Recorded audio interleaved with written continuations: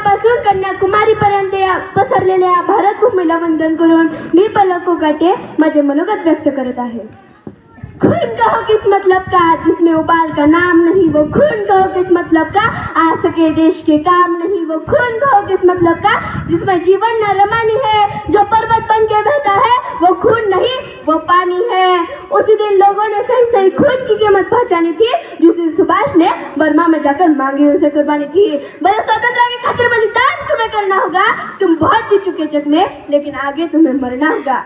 आजादी के चरणों में तुम्हें माला चढ़ाई जाएगी, वो सुनो तुम्हारे शीशों के फूलों से घूम जाएगी। अरे आजादी का संग्राम कहीं पैसा पे खेला जाता है, ये सिर कटाने का सौदा नंगे सर चला जाता है। आजानू बाहू ऊंची करके वे बोले, रक्त तुम मुझे देना बदले में भारत की आजादी तुम मुझसे लेना। हो गई सभा में उथल पुथल, सीने में दिल न समाते थे, सो इंकलाब के नारे को सो तक छाए जाते थे।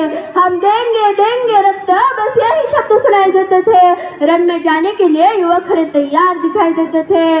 बोले सुभाष, वो आगे आए जिनके तन में भारतीय खून बहता हो, वो आगे आए जो खुद को हिंदुस्तानी कहता हो, वो आगे आए जो खून से हस्ताक्षर करता हो, मैं कफन बनाता हूँ, वो आगे आए जो इसे हंस कर लेता हो। सारी जनता हुंकार उठी, हम आते हैं माता के चरणों में हम अपना रक्त बहाते हैं। उस दिन देखा साहस से भरे युवक बढ़ते ही जाते थे, चाकू छुरी कटारे से अपना रक्त बहाते थे और उसी रक्त के शाही में वे अपनी कलम डुबाते थे और आजादी के बरमाने पर खून से हस्ताक्षर करते ही जाते थे। उस दिन देखा तारों ने हिंदुस्तानी विश्वास नया, जब लिखा भारत देश ने खून से इतिहास नया, खून से इतिहास नया। आज 15 ऑगस्ट आपल्या भारताचा स्वातंत्र्य दिन आणि आज आपण सर्वजण येथे भारताचा 78वा स्वातंत्र्य दिन साजरा करण्यासाठी एकत्र जमलो आहोत। सर्वप्रथम सर्वांना स्वातंत्र्य दिनाच्या खूप खूप शुभेच्छा। 15 ऑगस्ट 1947 रोजी आपला भारत देश इंग्रजांच्या गुलामगिरीतून मुक्त झाला। त्या अगोदर सुमारे 150 वर्षापूर्वी इंग्रज आपल्या भारतात आले आणि एखाद्या शेताला जशी कीड लागते तशी व्यापार करण्याच्या उद्देशाने त्यांनी आपल्या देशात पाय रोवले आणि कपटीपणाने संपूर्ण देश आपल्या ताब्यात घेतला आणि आपण इंग्रजांच्या गुलामगिरीत सुमारे 150 वर्ष भरडले गेलो। मित्रांनो किती दिवस पारतंत्र्य जायचे आणि किती दिवस इंग्रजांचा अत्याचार सहन करायचा। आपल्या देशात परकीय म्हणून किती दिवस वावरायचे। सोन्याचा धूर निघत असलेल्या देशाला उघड्या डोळ्याने लुटताना किती दिवस बघायचे। असा प्रश्न त्या भारत मातेच्या लेकरांना पडला। जगले ते देशासाठी तन देशासाठीच हुतात्मा झाले, जगले ते देशासाठी तन देशासाठीच हुतात्मा झाले। नमन त्या शूरवीरांना ज्यांनी भारत मातेला गुलामगिरीतून मुक्त केले। 15 ऑगस्ट हा दिवस आपण राष्ट्रीय सण म्हणून साजरा करतो, परंतु हा सण साजरा करण्यामागे अनेक क्रांतिवीरांनी आपल्या प्राणांची आहुती दिली। कित्येक क्रांतिवीरांनी झेलल्या गोळ्या निधड्या छातीवर, म्हणूनच तर आज आपण उभे आहोत स्वाभिमानाने या मातीवर। प्रत्येक नागरिकाला देशप्रेम व स्वातंत्र्याचे महत्त्व हे समजायलाच हवं।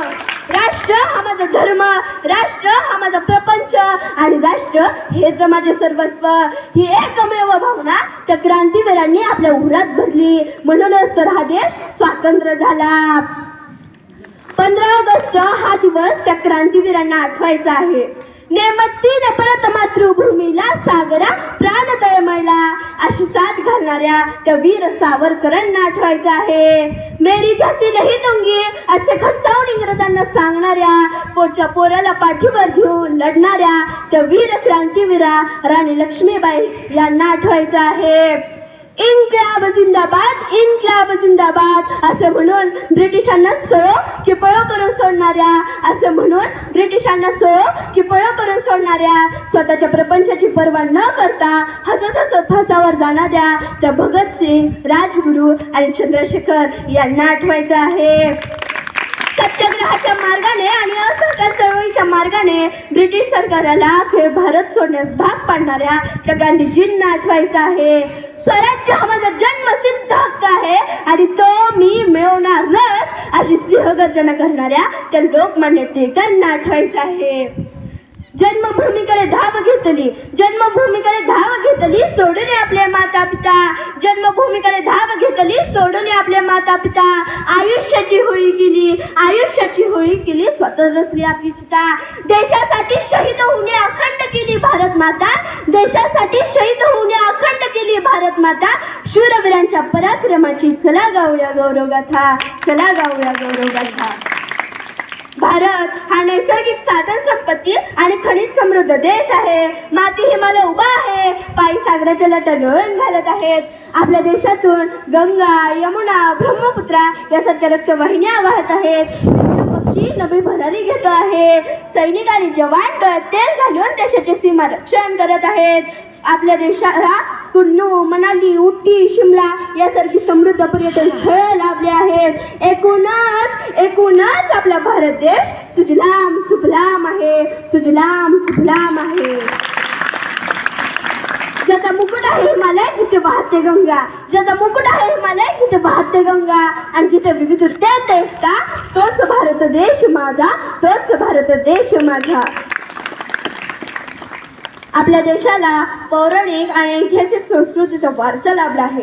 येथे अनेक जाती, धर्म, भाषांचे लोक एकत्र राहत आहेत. आपला भारत देश विविधतेत एकताचे प्रतीक आहे.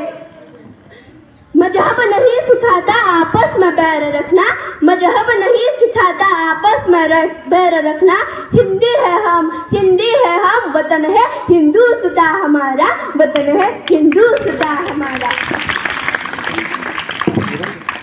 संत ज्ञानेश्वर, संत तुकाराम, संत